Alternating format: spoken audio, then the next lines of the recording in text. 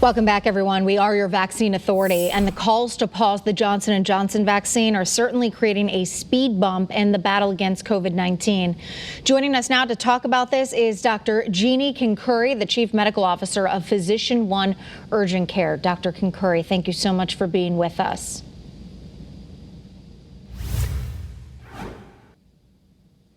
I don't know if you are on mute. Can you unmute? Oh, can you hear me okay? I got you now. All right, so a lot of us obviously surprised, shocked, maybe even alarmed to hear this news this morning. Many of the mass vaccination clinics in our state, as well as the mobile vans, really rely on this J&J vaccine, especially for the fact that it's one dose. What kind of setback do you think this pause is going to create? Well, I think it's certainly limits the amount of vaccine that we'll have available. I think the good news, though, is that our plans were to distribute more of the Moderna vaccine and the Pfizer vaccine than the J&J at this current time. So I don't think it'll have a huge impact, but it'll certainly slow us down a bit. 100,000 people right now in our state have already received the J&J vaccine. What types of symptoms should they be looking out for? Because I spoke to a number of people today who just got that vaccine a couple days ago, and obviously they're a little worried.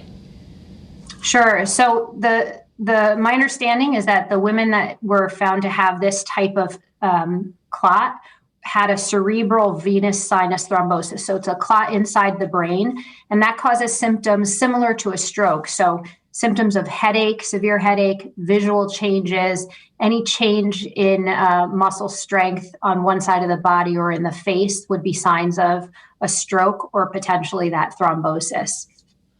When J&J eventually, we think, would come back online, should people still go and get it? I think this is a good sign that our systems are working. We're pausing because we have a concern. We're going to study it, and then recommendations will be made whether or not we can resume. If we decide to resume, people should be confident that our systems are in place to detect and find this, and that maybe this isn't related to the vaccine.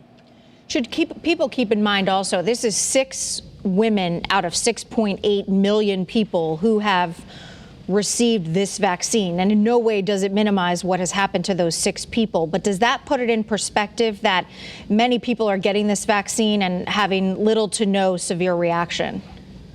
Absolutely. This is it's less than 1 in a million people had this reaction. So it's absolutely exceedingly rare, and it should definitely give people some confidence in the vaccine.